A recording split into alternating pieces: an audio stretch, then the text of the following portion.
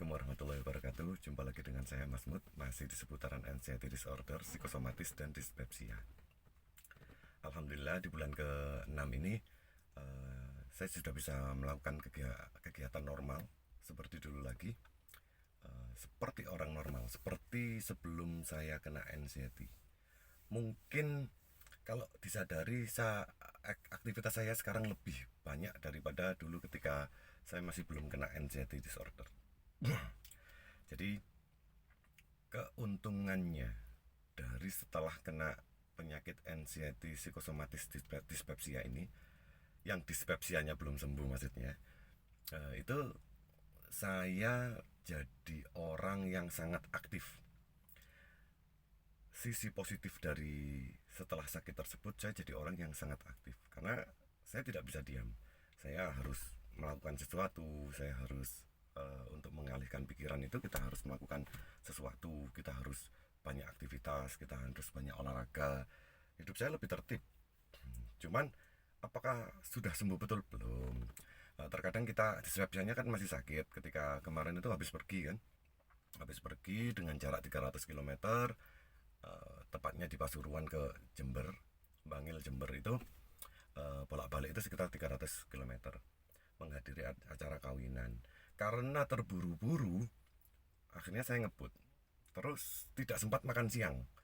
Di situ tidak sempat makan siang. Untungnya ada banyak cemilan. Orang tua saya bawa cemilan. Akhirnya kita nyemil. Saya nyemil banyak sekali. Tapi apakah sudah tidak ada masalah? Ada masalah. Tangan saya gemetar. Sekitar di jam 3 sampai jam 4 itu, sebelum nyampe lokasi itu, tangan saya gemetar.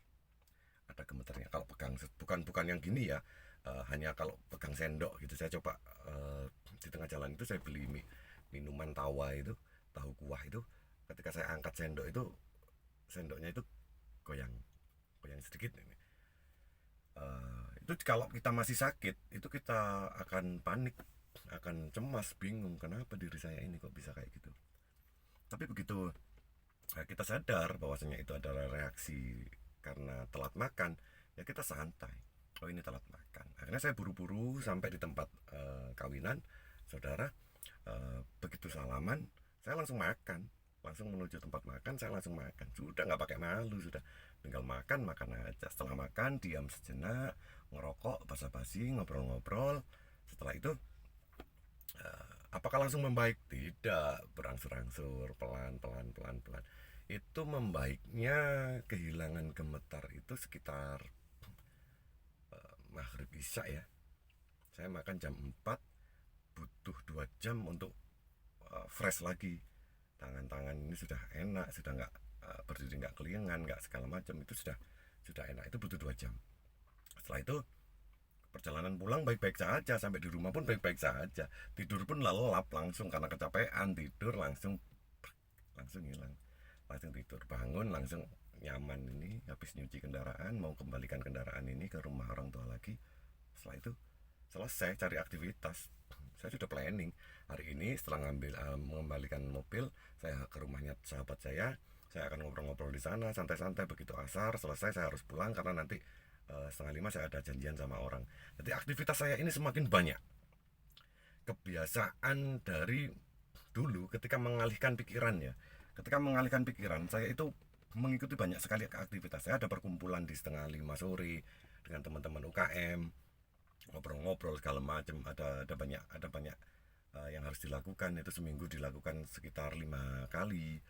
Terus saya harus datang ke tempat teman saya nge-gym, meskipun alatnya hanya 3, dengan sepeda itu alatnya hanya 3. Itu saya lakukan rutin seminggu 3 kali. Terus saya harus jalan kaki mengitari rumah saya. Saya sudah melakukan aktivitas yang normal lah. Kalau mengantar orang tua pergi itu sudah aktivitas rutin saya. Kalau orang tua minta antar, saya antar orang tua. Itu sudah biasa, itu aktivitas rutin.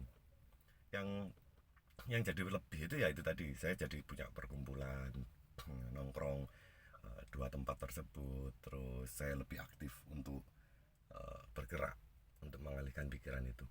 Cara cepat saya untuk menyembuhkan diri, melawan anxiety disorder itu ya dengan itu tadi, dengan banyak aktivitas. semakin banyak aktivitas. Apakah mudah? Nggak mudah.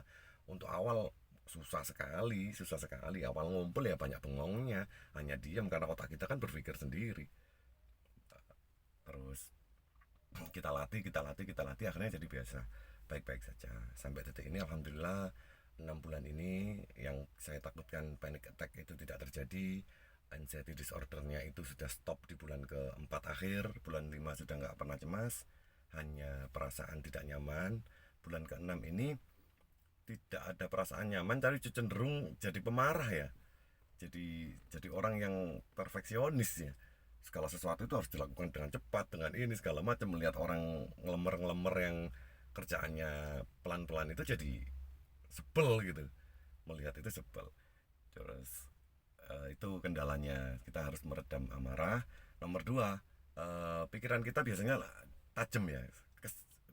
Dari sakit kita tidak bisa berpikir apa-apa, terus kita latih untuk bisa berpikir fokus, akhirnya sekarang terlalu fokus, jadi dipermasalahin orang gitu, jadi kepikiran sampai sehari. Biasanya ada tetangga parkirnya mobilnya ngawur gitu, jadi pikiran sampai sehari. Ya kita alihkan, kita alihkan. Terus dimarahin sama keluarga atau apa namanya, ada perselisihan sedikit dengan keluarga, itu dipikirin gitu, padahal sesuatu yang remeh, sesuatu yang receh gitu permasalahannya, itu dipikirin. Nah itu jadi satu kelemahan lagi itu. Akhirnya ini karena kita terlalu sering mengajarkan otak kita lagi tentang kefokusan, akhirnya kita sering fokus tentang sesuatu yang remeh-remeh gitu. Tapi tidak jadi menakutkan ya, tidak jadi menakutkan, cenderung jadi eh, sedikit marah kalau saya. Jadi ketika saya tidak suka dengan sesuatu tersebut dan keadaan tersebut itu tidak berubah-ubah, jadi kepikiran, terus saya pikirin terus jadi marah. Itu biasanya sampai seharian. Itu harus dialihkan. Kalau saya cara mengalihkan adalah eh, saya pakai sistem pergi ya. Jadi ketika saya ada nggak nyaman berada di rumah, ya saya kabur. Saya cabut aja ke rumah sahabat saya. Kalau di tempat sahabat saya itu ternyata ada eh, apa namanya, omongan yang kurang asik gitu, ya kabur saya ke rumah orang tua saya. Ketika orang tua saya tiba-tiba ada faktor apa bisa bikin marah, terus kita nggak nyaman karena meskipun marahnya bukan ke kita, ya kita kabur balik lagi ke rumah. Kita tinggal begitu saja gitu nih, lompat. Nah, itu cara saya untuk menghindari permasalahan, menghindari agar kita tidak berpikir terlalu dalam tentang sesuatu tersebut. Di kesembuhan 90% ini saya pikir kendala yang utama yaitu tadi, kita terlalu perfeksionis. Jatuhnya ketika kita melihat sesuatu yang kurang suka di hati, jadi kita pikir, setelah kita pikir akhirnya kita jadi marah. Meskipun untuk kita tidak melampiaskan amarah bisa. Kalau saya sendiri begitu, saya tetap ingin jadi orang sabar, jadi tidak saya ungkapkan. Saya ketika marah mending saya menghindar, mending saya lakukan sesuatu yang lebih bermanfaat buat diri kita sendiri. Toh ketika kita berlaku positif terhadap diri kita sendiri, imbasnya juga kepada diri kita sendiri, bukan kepada orang lain. Ketika orang lain melakukan keburukan, itu imbasnya juga ke mereka sendiri. Mereka yang kualitas hidupnya yang lebih menurun, kita ketika bisa menyikapi dengan baik dan benar, kualitas hidup kita akan lebih meningkat, kita akan lebih bisa sabar, kita bisa lebih bijak dan lain-lain. Terima kasih sudah melihat video saya. Wassalamualaikum warahmatullahi wabarakatuh.